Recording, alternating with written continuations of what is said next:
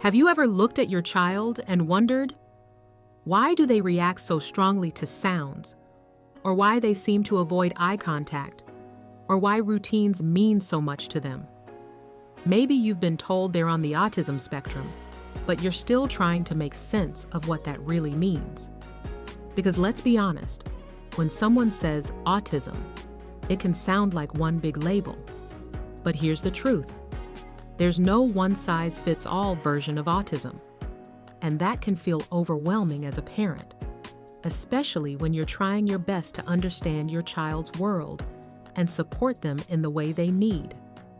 Maybe your child is highly verbal, but struggles with social rules. Or maybe they don't speak much at all, but light up around music or patterns. Maybe loud noises make them shut down. Or maybe change sends them into meltdown mode. And in those moments, it's easy to feel lost or even helpless.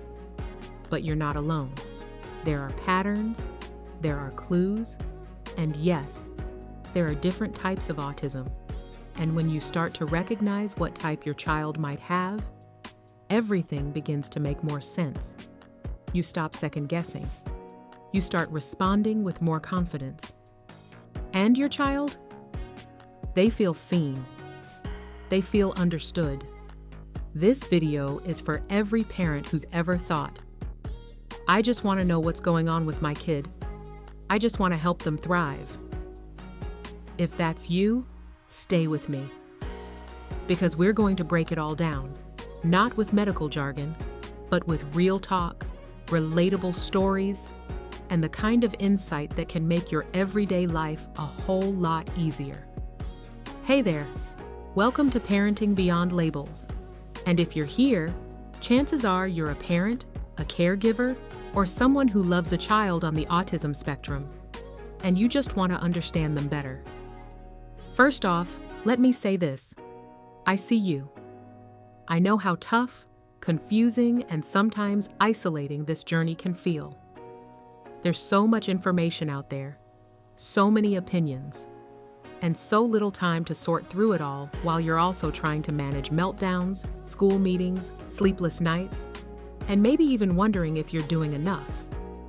So in this video, I want to make things a little simpler.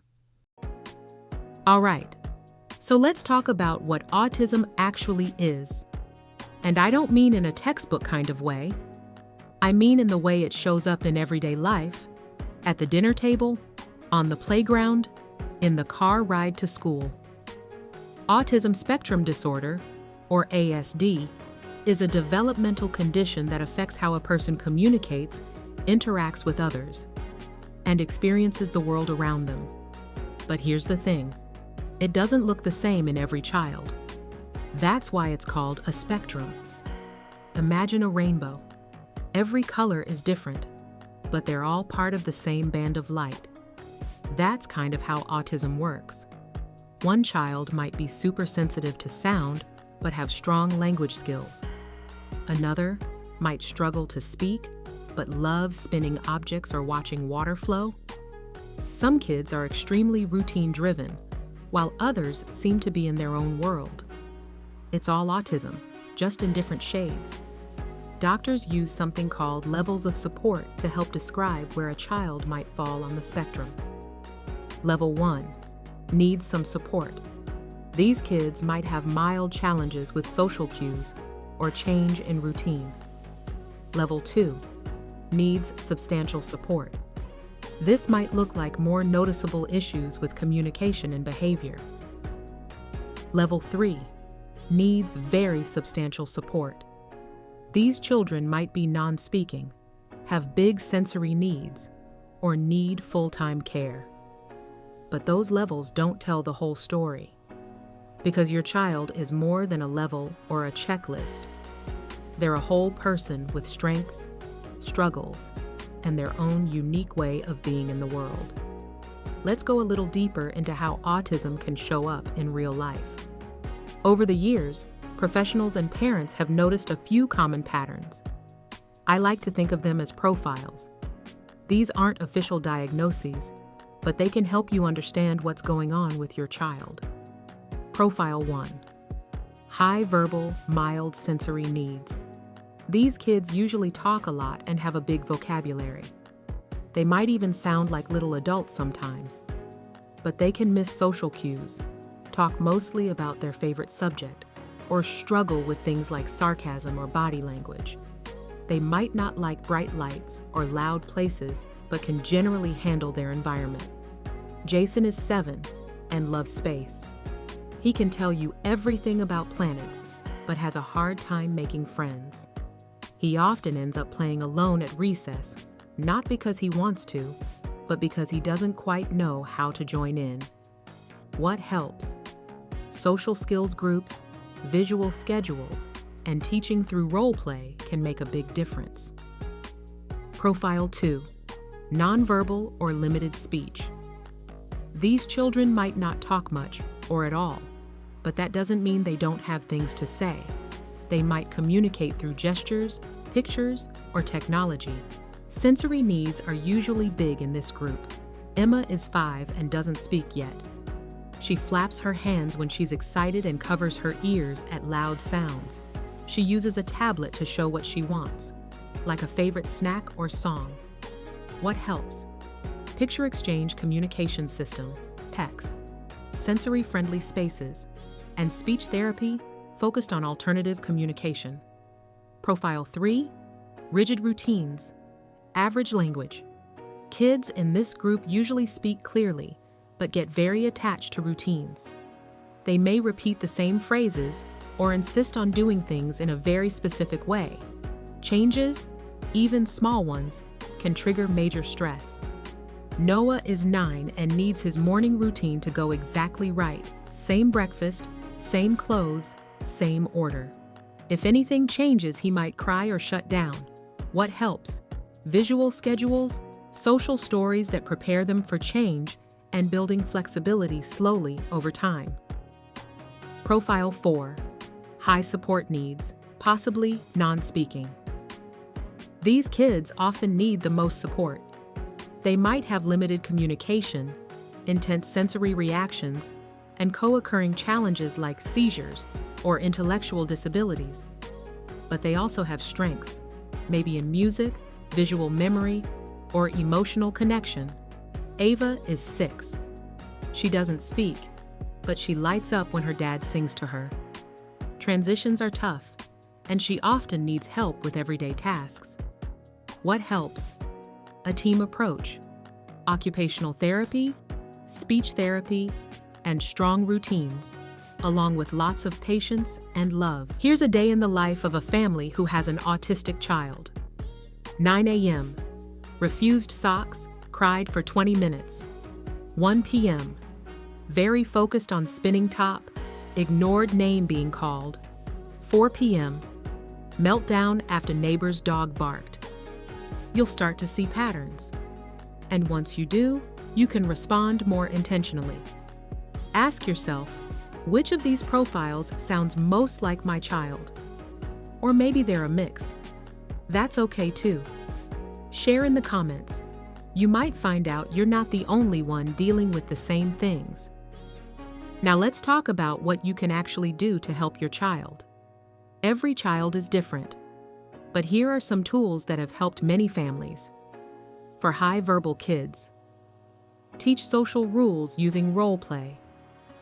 Use visual calendars so they can see what's coming next. Give them chances to talk about their interests, but gently guide them to take turns and ask questions too. For nonverbal or low verbal kids, use picture cards or communication apps to help them express needs. Create calm, quiet zones with soft lighting and sensory tools like weighted blankets. Celebrate nonverbal communication, eye contact, gestures, even smiles. For routine-driven kids, stick to predictable routines but prepare them for changes ahead of time. Use social stories to explain what will happen. Practice handling small changes in a safe way, like switching breakfast cereals. For kids with high support needs, work closely with therapists who understand autism. Break tasks into tiny steps and celebrate every success. Focus on connection. Even if your child doesn't speak, they still want to be seen, heard, and loved. You don't have to do it all at once. Pick one strategy, try it for a week, and see what happens. And remember, you know your child better than anyone. Trust yourself. Parenting a child on the autism spectrum is a journey that can be both rewarding and exhausting. It's easy to get caught up in the details, making sure your child gets the right therapy, follows the right routines, and stays calm through sensory overload. But what we sometimes forget is that you need care too. You can't pour from an empty cup. And if you're not taking care of yourself, it can be so much harder to help your child. Let's talk about a few things you can do to stay connected with your child and take care of your emotional health. First, recognize that you're doing your best. It's easy to feel like you're failing, especially on tough days. But parenting a neurodiverse child is hard. It's okay to feel frustrated, tired, or even like you don't know what you're doing. But in those moments, take a breath and remember this: you are enough. Your love, patience, and determination make all the difference. Now, when it comes to your child, connection is everything. No matter where your child falls on the spectrum, they still need to feel seen and loved.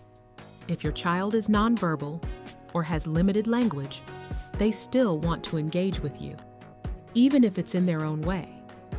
Take a moment each day, whether it's through eye contact, a favorite song, or a simple hand squeeze, to connect without expectations or pressure. For many kids, emotional regulation is a challenge.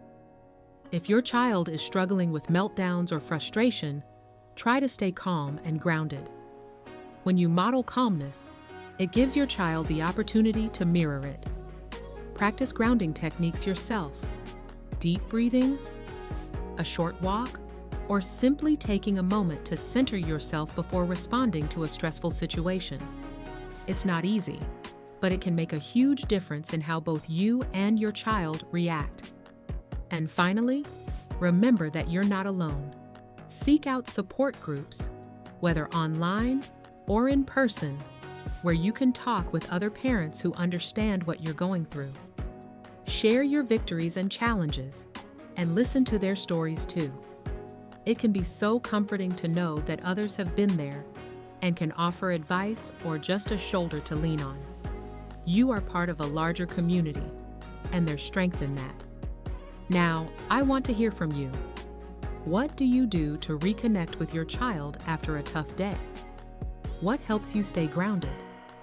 Drop a comment below, because not only will it help you, but it might also help another parent who's feeling exactly what you're feeling.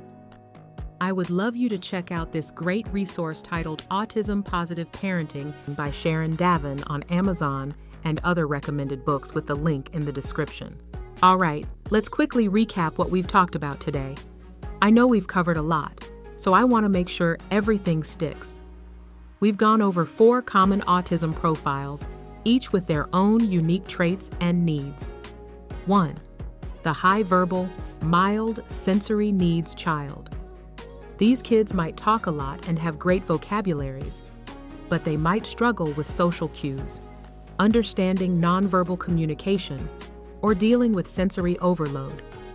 The key for them is helping them practice social skills, providing clear visual schedules, and using their special interests as a way to connect and learn. 2. The nonverbal or limited speech child.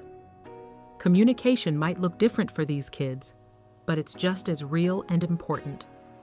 PECS, Picture Exchange Communication System, and AAC devices can make a huge difference, along with sensory-friendly spaces to help them cope with overwhelming environments.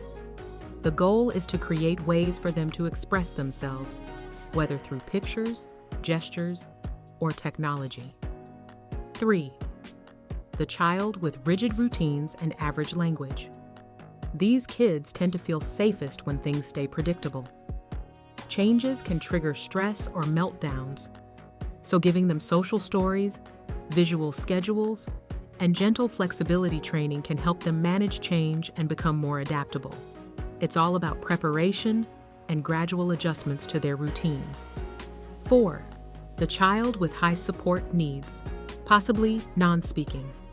These children often need the most support in all areas: communication, daily routines, and emotional regulation. Predictable routines, communication aids, and sensory support tools can create a safer, more comfortable environment for them. It's important to work closely with therapists to build a plan that suits their needs. But the biggest takeaway? You know your child better than anyone. Understanding where they fall within these profiles doesn't mean boxing them in. It's about giving you the clarity to better meet their needs and help them thrive. There's no one right way to parent a child with autism, but with this understanding, you'll be able to make choices that are tailored to who your child really is, not just what the label might say. So take a breath, reflect on what resonates with you, and trust that you're doing great. This journey might not always be easy, but every step forward counts. Before you go, I just want to thank you for being here and listening. I hope this video gave you more insight into your child's world and gave you some practical tools you can start using today. If you found this video helpful, please take a moment to like it, subscribe to the channel, and hit the notification bell so you don't miss out on more tips and support. And I'd love to hear from you. Comment below with your child's traits or any strategies that have worked for you. Let's keep the conversation going. Sharing your experiences might help another parent feel less alone on their own journey. Thanks again for watching. You've got this, and we'll be here for you every step of the way.